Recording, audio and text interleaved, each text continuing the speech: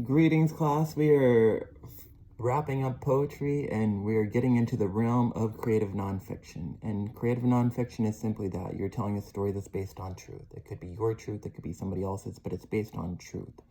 It's generally based on your experience. And for me, I have gotten nonfiction pieces published. I wrote a piece about graduating during the recession. I wrote a piece about a homeless guy who was killed in my neighborhood. Both of those are deeply, deeply personal to me. But even when I write fiction, I write stories that matter to me, and I find myself or the people around me in the stories somehow. So there's blurred edges with creative nonfiction that just happen. Also, I think that doing stand-up comedy, and I do it a lot, there's a lot of nonfiction involved in that because I have 7 rules for creative nonfiction. I think the first one applies to writing. It really applies to comedy. It really applies to creative writing as well. And that is, don't be afraid to be vulnerable. Speak your heart, speak your truth. Tell it the way you feel. I think that's the heart of creative nonfiction. You're here to tell a story. And there's nothing wrong with writing about a traumatic experience that you went through, something that you find really funny that other people don't find funny. It's really, I would say, creative writing in comedy, creative nonfiction comedy, take the most risks because it is so much of yourself. And often it takes more energy to write these. They can be zapping. And if you're writing about something traumatic, I'm writing a book about a lot of traumatic experiences. And I went to a panel at AWP, a writers convention. I went to one on PTSD, writers who have PTSD. And a lot of the writers are saying the same thing. They say that if you're writing something really traumatic and vulnerable, you have to give yourself space and time to write it. You might have to write a draft, walk away from it, go hang out with your friends, go do something fun, and then come back to write about it. But the key, if you want to know my opinion, if you want to write really good creative nonfiction, then it's opening your heart. It's putting your heart on a platter and say, here I am. This is what I got. This is who I'm about. This is what I feel. This is what I believe. This is my opinion. So that would be rule number 1. Probably the most important rule of creative nonfiction is be vulnerable. And number 2, it's kind of tricky. I guess I'm going to sound like I'm going back on what I just said. You don't have to share everything. You don't have to provide every little detail. Sometimes when I watch a scary movie like the film Psycho, there's nothing violent in that film. There's in the shower scene, it doesn't show the knife entering the body, but we see the blood in the bathtub swirling down the drain. So you don't have to get graphic. You don't have to get detailed. A lot of times, in my opinion, less is more. Let the reader work for it. And also, it's kind of like writing something on Facebook or social media. If you don't feel good about it, if something in your heart is saying, I have to write this, but a larger part of you is saying, then maybe don't write it. Listen to yourself.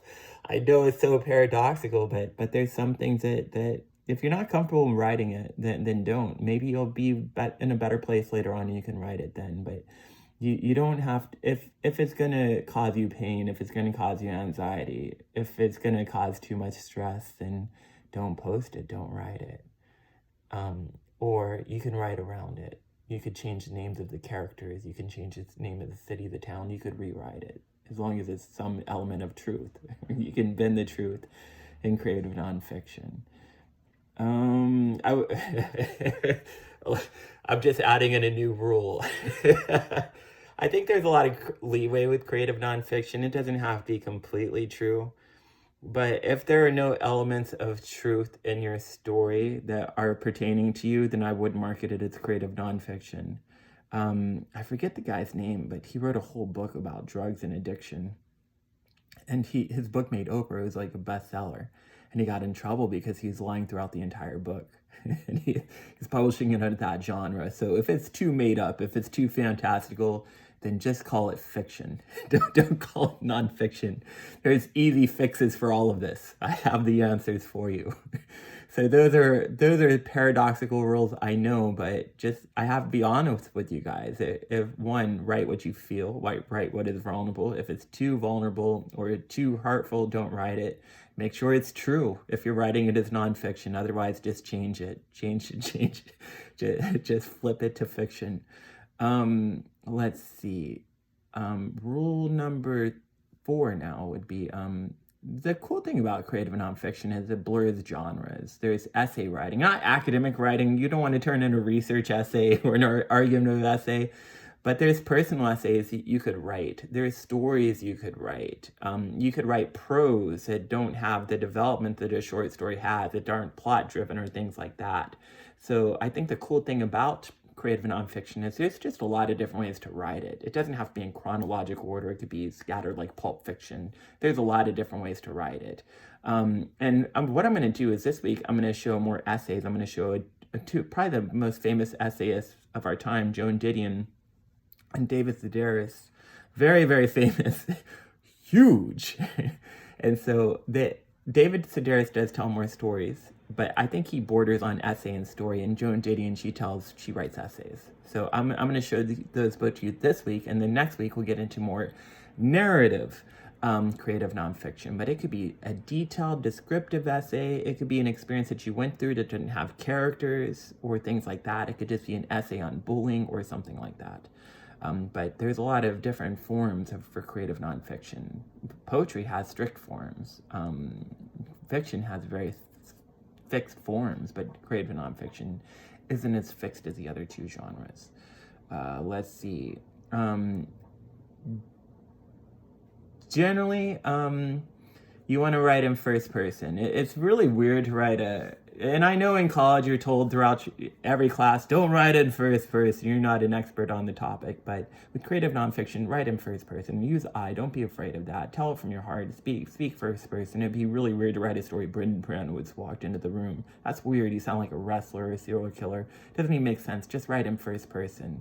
Almost every creative nonfiction essay I've ever read has first person in it, so write I, don't be afraid of I, start with I. It's all about you. Creative nonfiction is all about you, your experience. One thing that's really important about story, and I think something that differs, I think it's applicable to poetry, but it's more applicable to nonfiction and fiction. And that is, you want to have, I wish that my college professors would have went over this with me more, because I struggled with this. And once I figured this out, I was able to get more things published. But make sure that if you're writing a story, you're writing creative nonfiction, fiction, you have a clear beginning, middle, and end. I think that's the art of telling a story or writing an essay or any type of prose. You want to have a clear beginning, middle, and end. And the beginning is usually what's going on, who you are, what you're about, what is this about? And then the middle is what happened, what's going on, how did it happen? And then the end is why did you write this? Why should we care? Why does this matter? So that's a quick ingredient, instant story, but I think that's 100% true. Make sure your stories have a beginning, middle, and end. I know that there might be some creative writing teachers who would differ from me, because there's a million ways to write a short story. But in my opinion, I think to market creative nonfiction and to write strong creative nonfiction, I think it's one of the best tips I have is just make sure you have a clear beginning, middle, and end. And one thing I want to take from poetry, and this will be rule number 8, take from poetry, is that your details matter. What we went over in week 1, sensory details, put those in. Everybody can describe what something looks like. Most people can. But what people don't put in are smells and sounds and tastes and textures. Put those into your story because it'll make your writing stronger. Don't forget that the details matter. Okay? So these are tips, and we're going to briefly walk into this.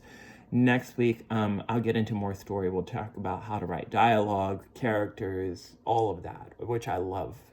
So I'm giving you little morsels at a time to build up to bigger lessons. So I hope you guys enjoy this week, and I hope you guys enjoy the essays we're going to read for this week. And if you have any questions, you can always contact me.